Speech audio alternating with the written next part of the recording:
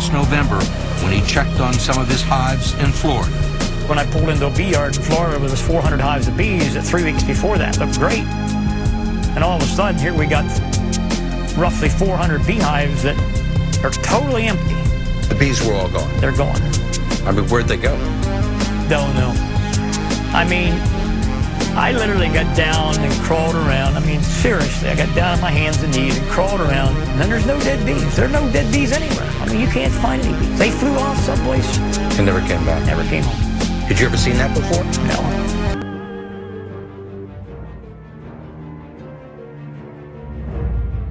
What, you're telling me that these people that dumped this AIDS-tainted blood in foreign countries, who killed children, have not been taken to task in the United States? It's worse than that. The U.S. government allowed it to happen. The FDA allowed this to happen.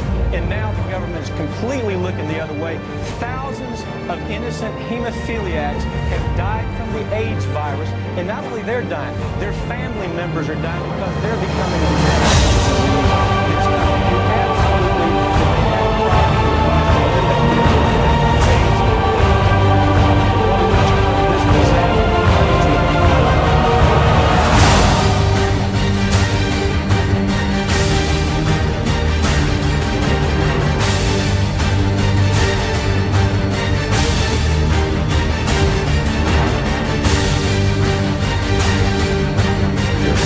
Monday's earthquake in western China was the 25th significant earthquake this year.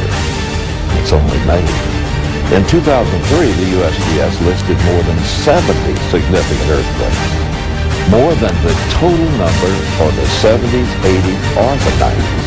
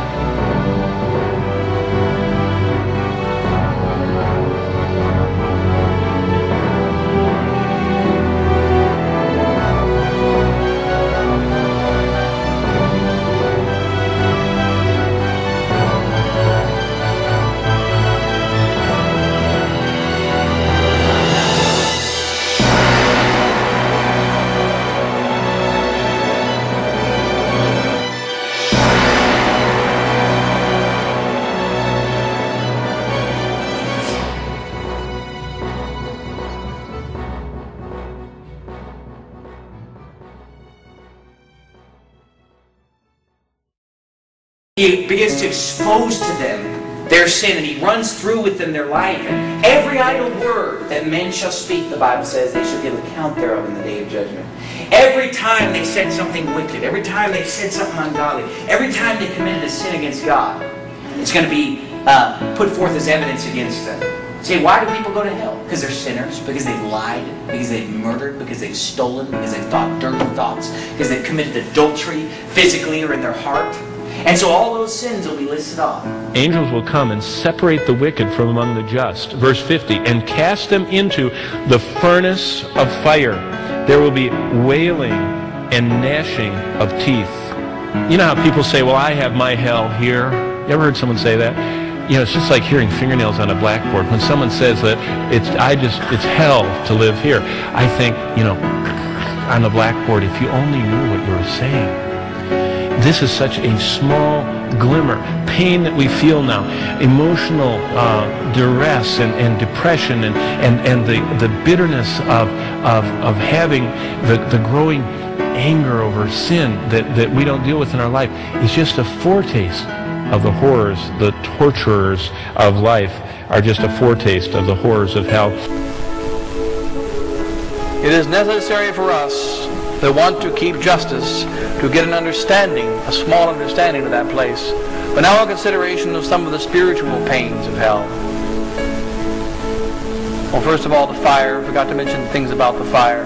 The fire on hell burns every part of our every atom and molecule in our bodies. It burns every part of our souls. It burns all of us at once, and it creates the maximum intensity of pain that can be experienced, and only